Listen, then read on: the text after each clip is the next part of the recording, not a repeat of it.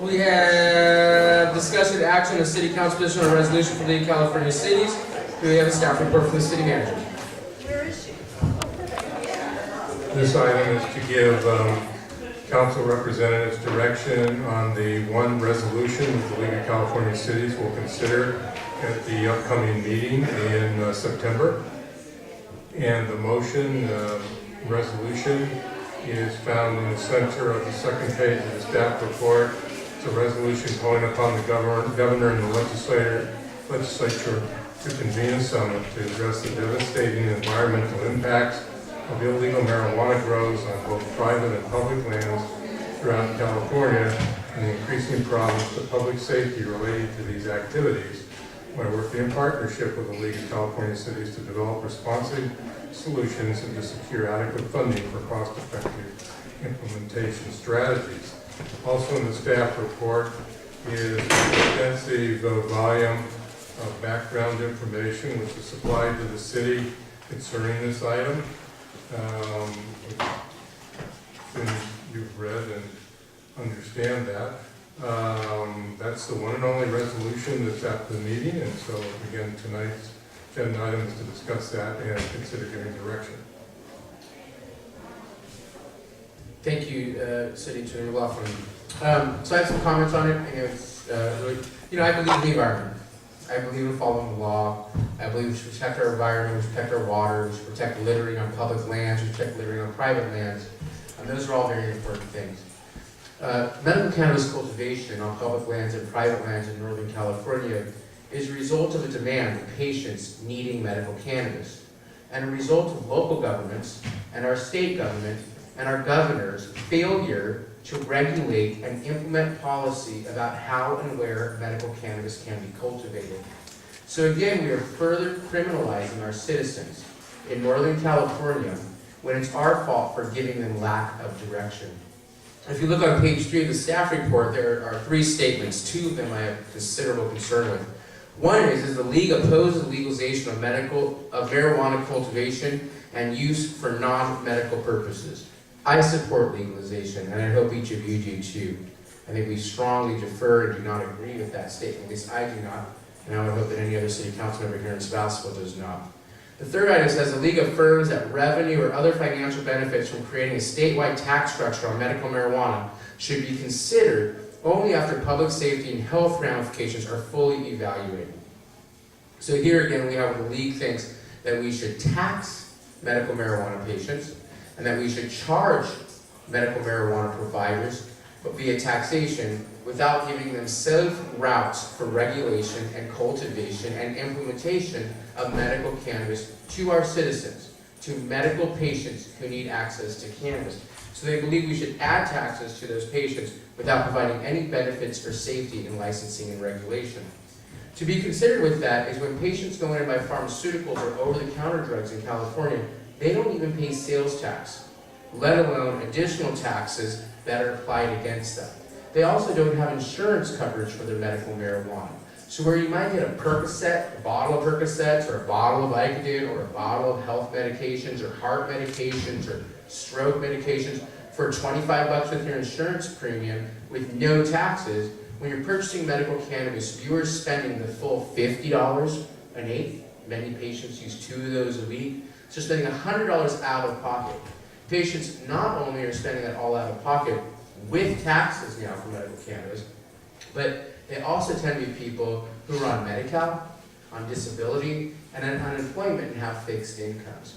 So what we have here is a scheme to further criminalize patients and increase cost to patients without a plan to implement medical cannabis policy. And I don't believe it would be good for our city to support this resolution.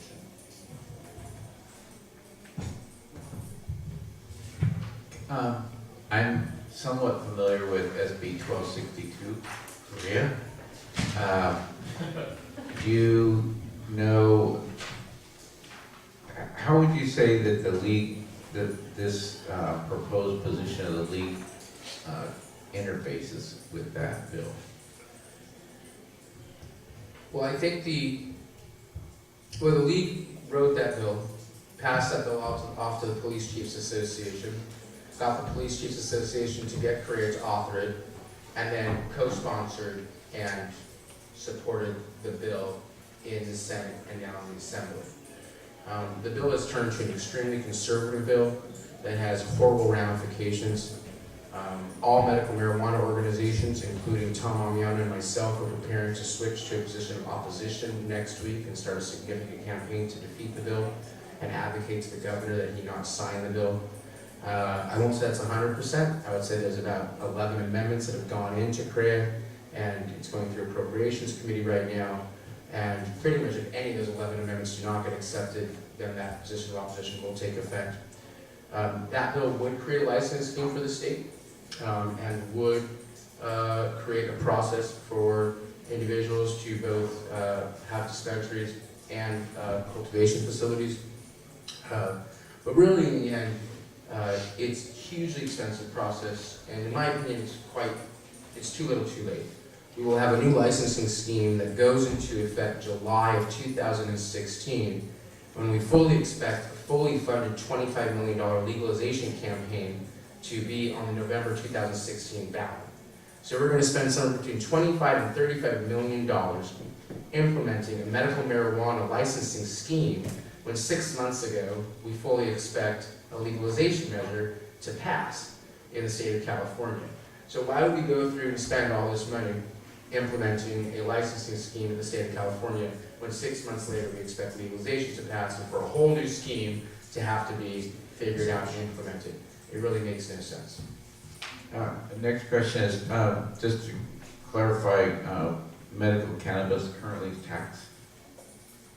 It is standard sales taxes applied to medical cannabis, but not applied to over-the-counter drugs or pharmaceuticals. I wasn't aware of that. And lastly, That's why Sebastopol likes it. I'm sorry. And you know, dispensaries and providers have accepted that tax, and patients have accepted that tax because patients need access and there's a value there. And lastly, I think if the city council decides to take a position of non-support for this, we need to clarify, and I would just say this for myself as a council member, that I strongly support measures to reduce and eliminate, if possible, the impacts of illegal marijuana growing on public property and the environmental degradation that comes along with that. So you might want to consider adding to that, as long as the state provides a clear regulated path for the supply of medical cannabis to patients. That's fine. I just, I'm really tired of seeing huge cleanup efforts needed to be made out in the woods, and the streams are diverted and dried up, and et cetera, et cetera. Yeah, I'm just done with it. I agree. Councilman Glass. I think that certainly I disagree with that first point, like no legalization, blah, blah, blah. But I feel really strongly that also though that I wouldn't support illegal growing of tomatoes in a publicly owned forest. I mean, it's public land, and people are improperly benefiting and making money from a public asset, and at the same time costing the public money by, there is, I'm sure you know and agree that there are these kind of rogue, and a lot of them are criminal operations that are going in and growing in national forest land, et cetera, making it dangerous for the public to enjoy the parks and the recreational activities available there, causing erosion, causing all kinds of environmental damage, while doing that at the expense of growers who are growing on their own private property, incurring the expense of doing that, and unfairly, so these illegal operations are unfairly competing with growers like on the North Coast who actually have gone through the legal process of doing something legal in California. So it's not okay that those illegal people are doing their illegal thing, causing damage. But that is not a reason, because that is, this doesn't seem like this isn't addressing that problem. This is like throwing the baby out with the bathwater, so we're coming up with a bunch of other stuff that have hidden agendas. But I would really like us to state that we are against illegal grows on public land and the kind of crime and environmental degradation and unfair competition it provides to the people that are operating within the law. So I think we agree with that, but this isn't that. It's disguised as that. It disguises, yes. At least good. No, at least,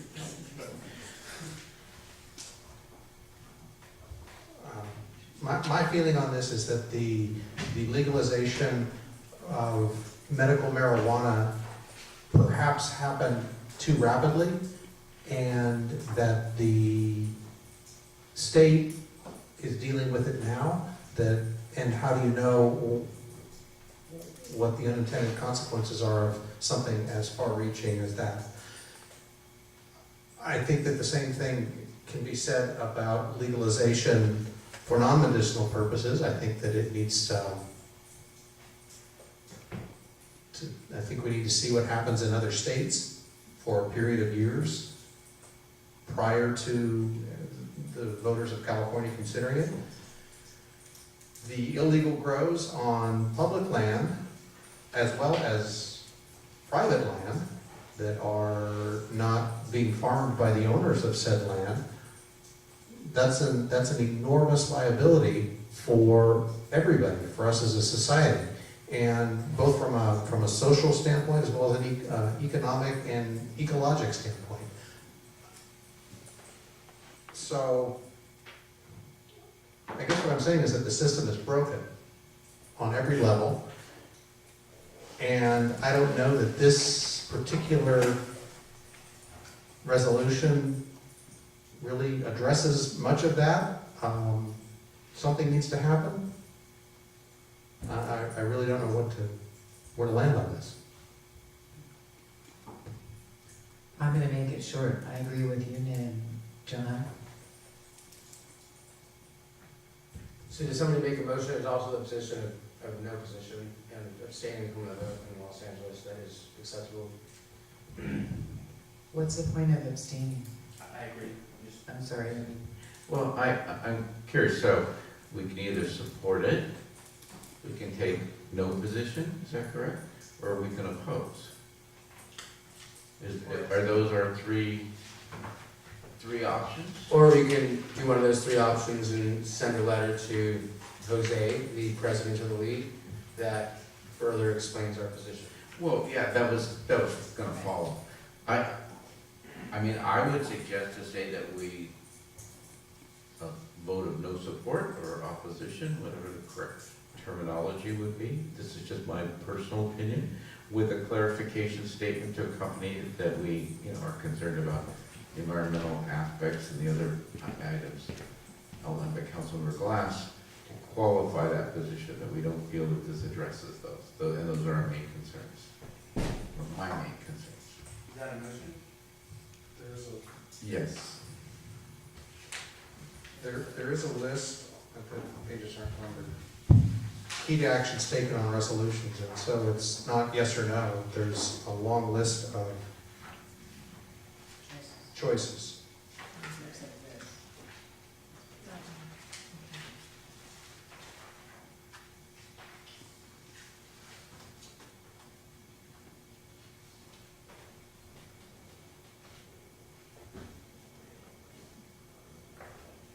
I think the policy committee positions.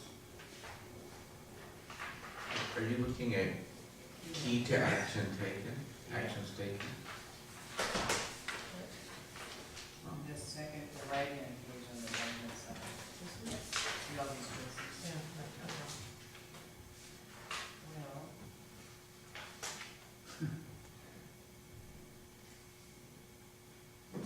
That looks I clear. don't see where it says disapprove and recommend additional.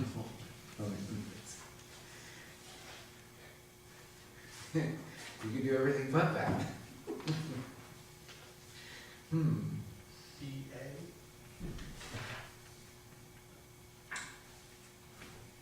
Yeah, it might be the lowercase a, amend.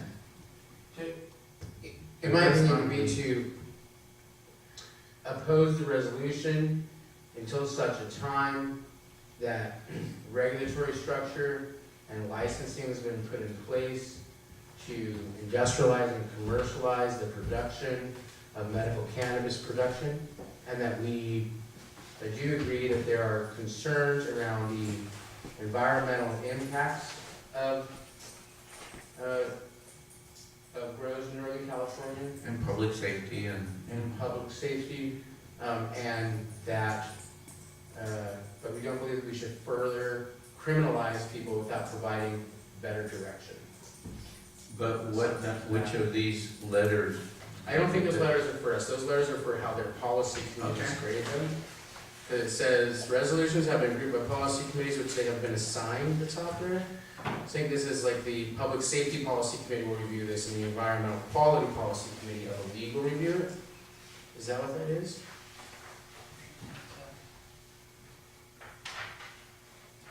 Well, Well, there's all kinds of letters in the back there.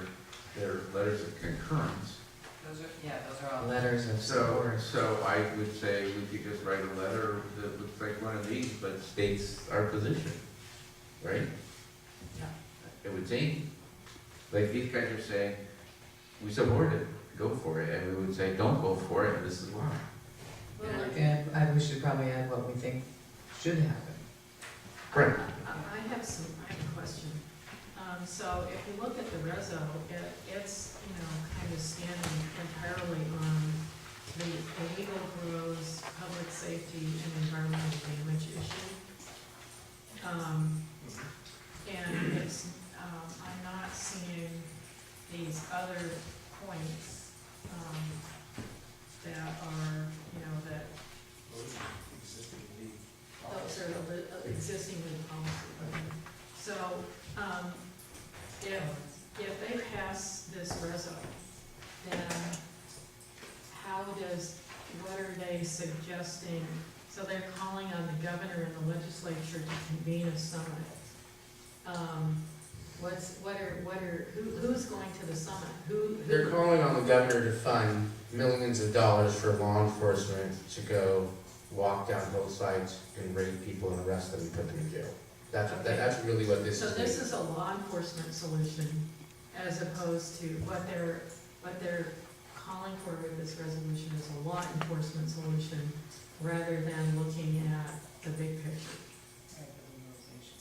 And yet you said, if people were doing tomatoes, the difference is that there's a very clear legal ag license way to produce tomatoes on a commercial and industrial scale to provide to the public, where there is not that in California for medical marijuana. Well, But that was all about the illegal use of public lands. Doesn't matter whether it's tomatoes or something else. It's public land being I'm used just for saying, it's sort private of gain. like, I don't think it's too far of a stretch, it's sort of like immigrants. It's like saying there's immigrants here, and they're not nationals, and they don't have citizenship. Why are they here using our sidewalks and our resources when they don't belong here? It's very similar. So you have a group of people who are disenfranchised, which are medical cannabis patients, and you have people who are criminalized, which are medical cannabis cultivators, and who are forced into these secret places to provide medicine for people because we do not have a set of regulations in place for them to do that openly and publicly. There may be little places where it's legal, 20 plants here or those different things, but it's not enough. So these people are pushed there because of our society's rules and our society's laws, and then we criminalize those people. So that's where I'm trying to advocate from. But I absolutely agree. Grows on public lands and grows on private lands have to be stopped, but we don't do that by criminalizing people. We do that by opening regulatory and licensed doors for people to do that legally and successfully. well, there are people that are I believe, at least legally growing within the confines of California law and county laws in the North Coast, correct? Yes, but you have places like Sebastopol that say you can't cultivate more than 100 square feet. And then you have places like Lake County, which have now made it illegal to cultivate outside at all. And then you have people like Mendocino County who reduced it to 100 feet and 25 plants. And then you have, these other places that have made it completely legal to cultivate outdoors. So it's because of those places that have created that dynamic that we have forced this disenfranchised community into these private secret lands to go cultivate cannabis to provide for people. And so it seems to me what we should be, I can't say that I don't support people doing illegal grows on public lands, but I do support, the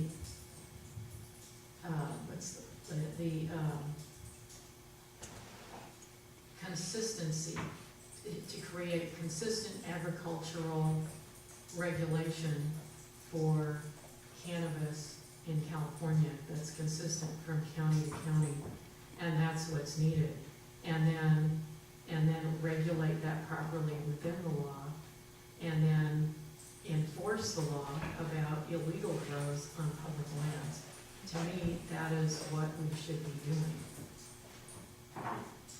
I have to defer to your knowledge on the subject, but I was under the impression that even large-scale commercial growing operations that are legally compliant are the main source of medical cannabis for dispensaries. And it's all contained within a system that's regulated now. And that most, if not all of the cannabis, marijuana, is grown on illegal, national forest lands and stuff, is stuff that's winding up on the street. And is that an incorrect percent? In other words, is some of the plants that are grown in the forest, the national forest, are they winding up being supplied as medical cannabis? I think that all of them are mixed. So you have a commercial grow that has a building permit in some city that's unregulated, that is provided to a dispensary or to sources that aren't a dispensary. And you can have the same thing in a public land grow or private land grow or farm out in Modesto. I mean, there's this poor patchwork of laws and regulatory systems that give poor guidance to our citizens, yet we continue to criminalize them and look for ways to further criminalize them, even though we as a government and we as law enforcement provide a lack of direction. For instance, in Sonoma County, there is a set of rules that have been issued from the Sheriff's Department about what is and isn't okay. Every day, the Sheriff's Department goes in, raids people's homes, destroys their lives for following that memo perfectly. And when they go to court, they say, that memo means nothing, this is state law, this is federal law, we're still prosecuting this person, and it destroys their lives. So when people know that and hear that, and know that law enforcement in Sonoma County isn't even following its own rules and its own memo, what do? They go hide in the hills. That's the next step, because they're fearful of their own local law enforcement here in Sonoma County. So what I'm saying is all of these illegal grows and private land grows are a result of our poor policies right here in Sonoma County. And so how can we as a society go and continue to further criminalize those people when we have a lack of structure and consistent information even right here in Sonoma County? So, but at the same time, I strongly feel that public land grows, environmental degradation because of anything needs to be tackled and dealt with. It just can't be done by first further criminalizing people rather than first giving people a legal opportunity to be in compliance. Well, I'll conclude my comments with saying, I cannot put my name to something that says because of our bad laws, unfortunately, right now, it's okay to grow marijuana in the forest, in the national forest, because people have to hide out because of the stupid laws we have. So if we can craft something that says that, for me personally, that's fine. I support everything else, but I can't sit here in good conscience and say, because of our screwed up system, at this point, I can justify it being okay to go out in the woods and screw up the environment. I just can't go there. But I think that, I would tend to agree with that, but I don't think that's what's really at issue here. I think what's at issue here is whether we're gonna support a resolution that is pursuing, an ill-conceived,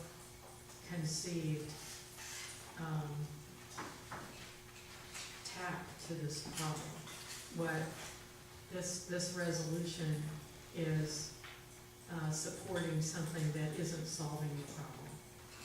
And so, I don't wanna solve this, I don't want to support this resolution. So I'm okay with saying we don't support this resolution, because it doesn't address the problem. My turn. I gotta disrupt this little flow.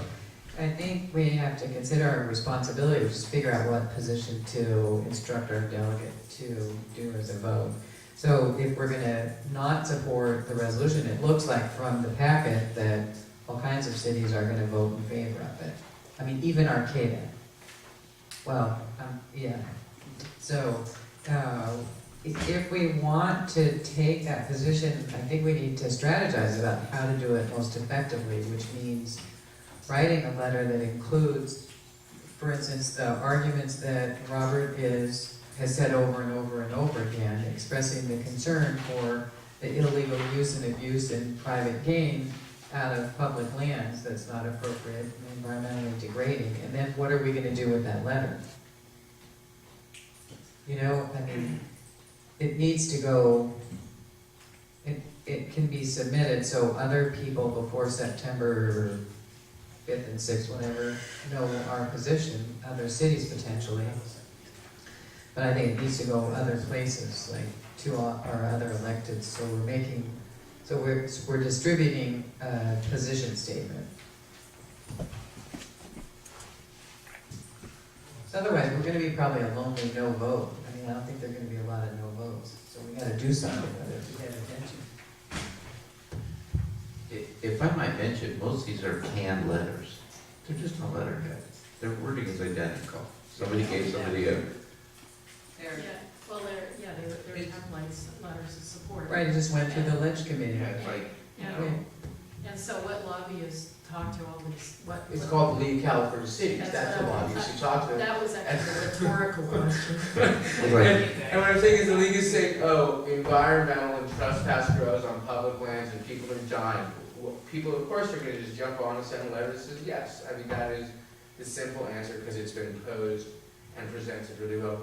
I would be willing to work on a draft letter, but wouldn't be able to come back to September 2nd, which is still enough time to submit it immediately and get it in to the league and to be carried by the delegate.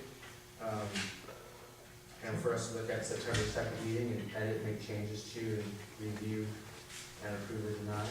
I'd probably try to put on a consent calendar, and if anybody wants to pull it off, we're happy to do that. Yeah, I'm not gonna be here. Yeah, Just maybe not going three down of to us. the League of Cities. Three of us?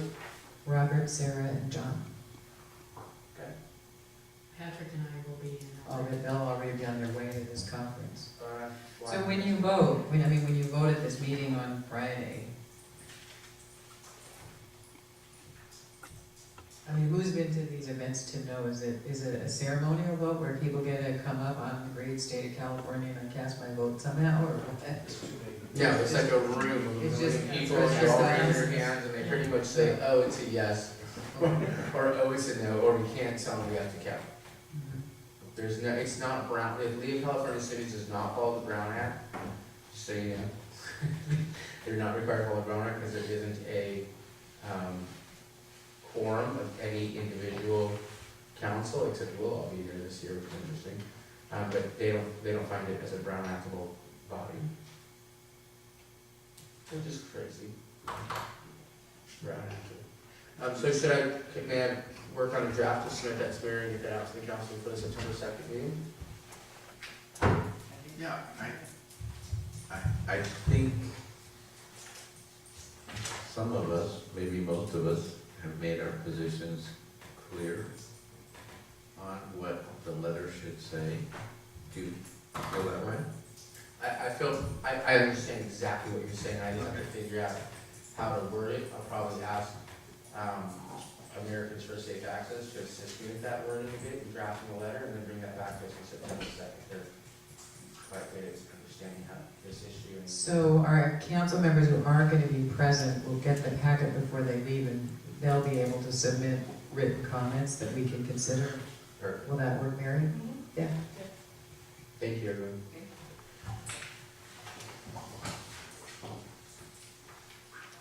City manager, city attorney, clerk reports.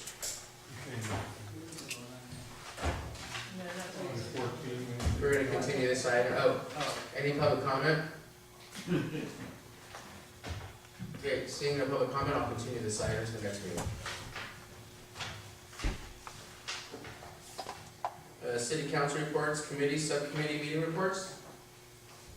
Vice Mayor Slater and I met with Kathy Austin about the building at 621 Clementine Highway. 921, whatever.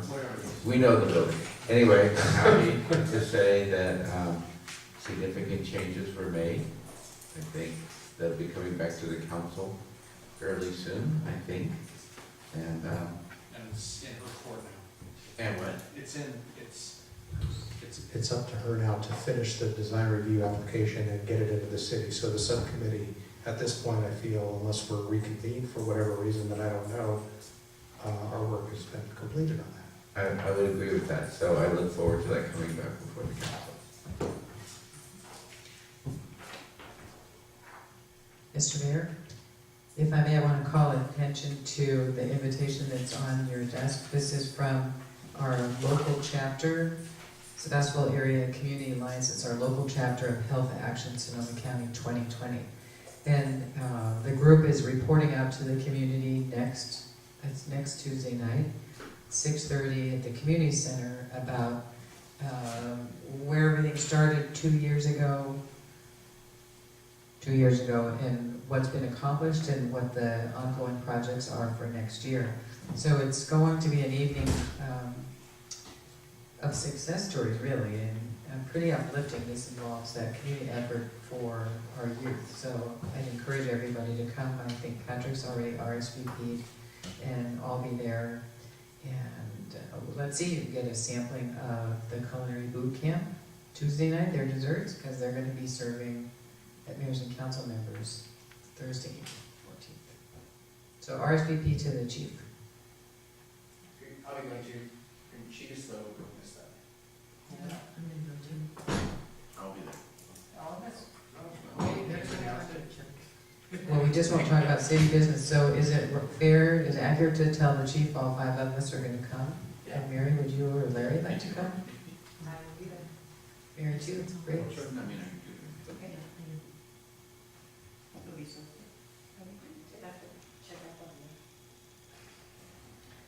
The last one was great. All right, with that. Before you adjourn, oh, I'm sorry. Don't we need to say that we had a water committee meeting? Oh, we did have a water committee meeting. Do you want to report on that? It's been mentioned a few times tonight. And we're going to have another. Well, I didn't really, I just wanted to let everyone know we had a water committee meeting. And we met with Sue and our city manager, our city engineering director and our city manager. It's really hard when you know people by a first name to remember what their title is. In any case, we had a good meeting and heard about all the different strategies that staff is looking into to solve the state's direction to us about water problems. So it was a good meeting. And we left Larry with a few issues that he's going gonna check with staff on, so when we get back to September 5th or 19th, we'll have more for you. Mary, just that? I just wanted to highlight a couple of events that are coming up there on the future meeting dates. The one big one is the Nursing Council Members Association that you all are going to in September, or August 14th. But I also want to highlight the photo contest reception that's going to be held at the Center for the Arts on August 21st. I don't have an exact time yet, they're still working with Linda. I believe it's going to be about 5:30, but you will see information, but I just want to throw it out there just so you guys have it as a heads up. And then on August 22nd at 6 o'clock, Daily Acts of Permaculture are going to be coming and doing a tour and informational guide of the library landscaping project. They thought it'd be a good idea to do something like that for the BBC project. I just want to throw that out to you all. And we have no second meeting in August. And as of right now, there's no second meeting on August 19th. Except for closed session, we have to have one. So, with that, I will adjourn the meeting. Thank you, everybody.